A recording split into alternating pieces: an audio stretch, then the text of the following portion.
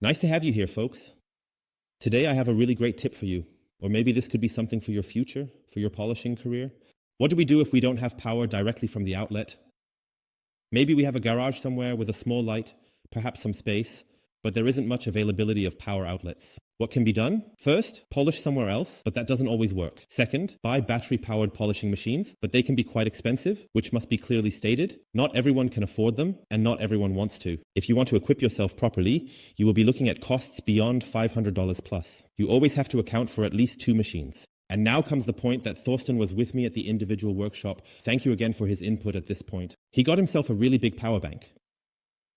Not one of those small ones where you just plug in a phone, which you can do too, but one where you can also connect larger devices, and that has a high output capacity. That means you can plug in your polishing machine there, and I already have such a device because it would allow us to polish anywhere, in a mobile way if we need to. I'll show it to you. Let's go. Yes, and this is what such a device looks like. I have the Jackery Explorer 1000, and it is capable of operating a polishing machine. Thorsten also brought a model, and I will link a few below for you. There are also different versions available, including larger models. And you can charge the device, for example, with solar panels. That doesn't mean you have to do it that way, but it is definitely possible. You may have seen such devices before. As mentioned, they are often used while camping, at festivals, when you go camping with friends and need a bit more power, maybe to play some music or whatever. In 2021, there are various applications for them. Now the question is, can we use such a device to maybe polish on the go? And we are just going to test that out now. It's really easy. The device should actually be fully charged. Let's take a look, 97%, and then we'll activate the power outlets here at the front. The ventilation is starting to kick in because it's preparing for us to draw a significant amount of power. And I have just, for a moment, set this entire thing up here for testing. So let's plug in 1000, and then we'll see if this thing can operate. The other one. I will go to level 1. The fan turns on directly here. And depending on what you demand from the machine, the power will naturally increase as well. And if I just let it run freely here, without the motor encountering any strong resistance, then we really have a very small wattage. Here around 54 watts. So you could really operate the machine in this mode for an ultra long time without much load. Here with a Jackery Explorer 1000. But if we increase the speed now, I will go to the highest possible setting. And then the motor will draw power here in an absolute free and idle mode, without experiencing any significant load or resistance, and ensure that the motor operates efficiently and smoothly. Only the plate is driven, and there is no load on it yet. It only requires about 160 to 170 watts. This means you can really operate it for a very long time. And now let's go inside the vehicle for a moment, and we will measure the power consumption of the device when we put a proper load on it, because then the motor will naturally draw more power, and we'll see if it can handle it. The 2001 should be able to manage it easily, so let's just test it out. You have your polishing machine here. I have a medium pad on it now with medium polish. It's not about creating a polishing tutorial right now, but rather to see if the system works as intended. I also want to take a look at the correct performance values here, and then we'll see how it behaves. Now I will go to level 6 and really apply a bit of pressure on the machine, because then the motor has to perform much more. Let's just take a look.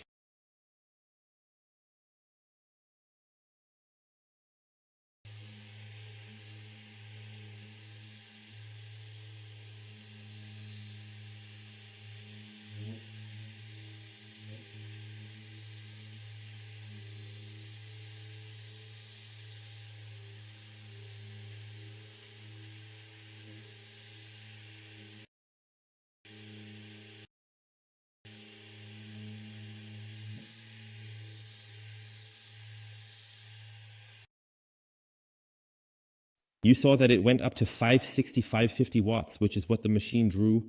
So with something like the Jackery Explorer 1000, you can actually get quite far.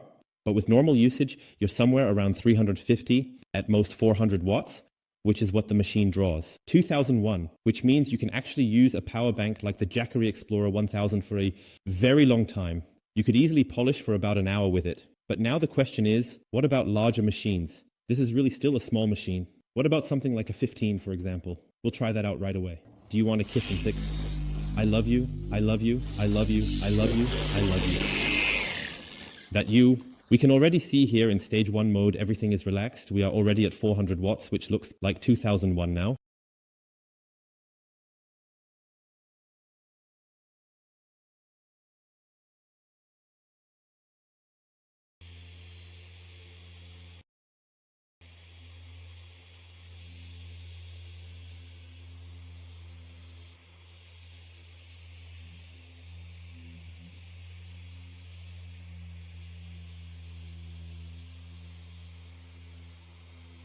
So, if I really put the machine under pressure here, which is actually already extremely exaggerated, we are somewhere around 950 watts that it draws, and it still works.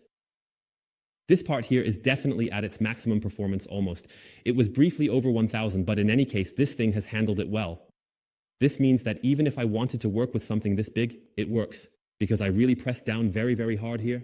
Normally, you wouldn't do that when polishing. That means you will be around 800, 750, 800 watts for a while. I polish normally with normal strength.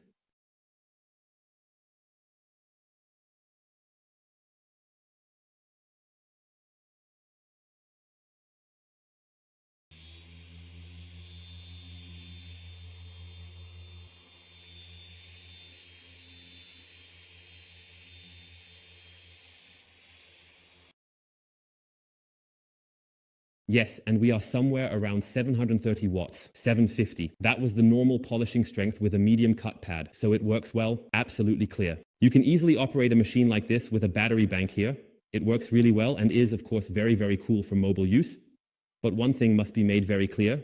Such a device costs depending on the model. I haven't compared 20 models in terms of price right now, but you are somewhere in the range of 500 to 600 euros.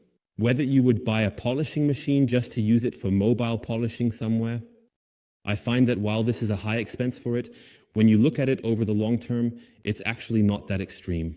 One must always mention that if you have no power supply at your location, it is simply a matter of pros and cons. You have to decide, does it make sense? Does it not make sense? Should I change my location? Can I not polish somewhere else? Then such a device might make sense in the end.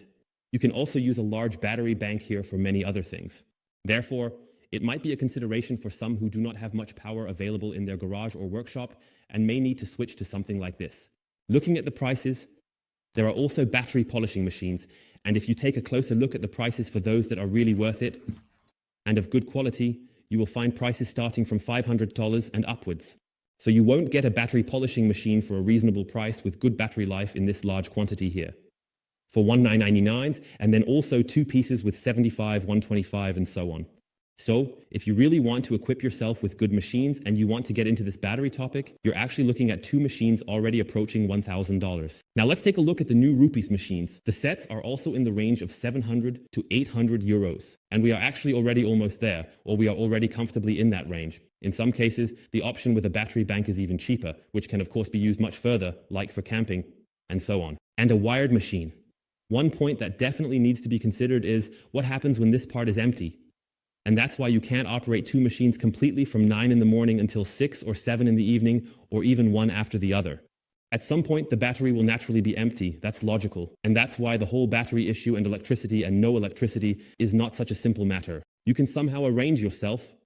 That's one option. I'm not saying that this is the best in the world, the best thing there is. That's how you have to do it. Rather, it is just another option to be able to work for a long time with wired machines. And especially with one like that, even under massive load, and that was overload in terms of pressure, I pressed down way too hard. Even then, you could easily polish for 2 hours straight at least. But polishing continuously isn't really how it's done. You always take breaks, set the machine down, and polish out. So you will definitely have a much higher usage time. And that's why I wanted to show you this method, that it can work very, very cool. If that suits you, if that applies to you for one or another out there, an idea, a possibility to use something like this mobile here, without having a power outlet in the garage. Thank you for watching, take care, leave questions below, and I'm curious to hear your thoughts on the topic. Write it down for me below.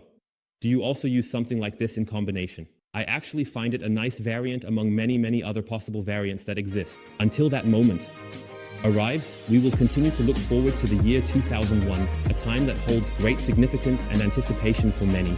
It marks a pivotal point in our journey, a year that promises new beginnings and opportunities. As we approach this milestone, we reflect on the past and prepare for the future, embracing the changes and challenges that lie ahead.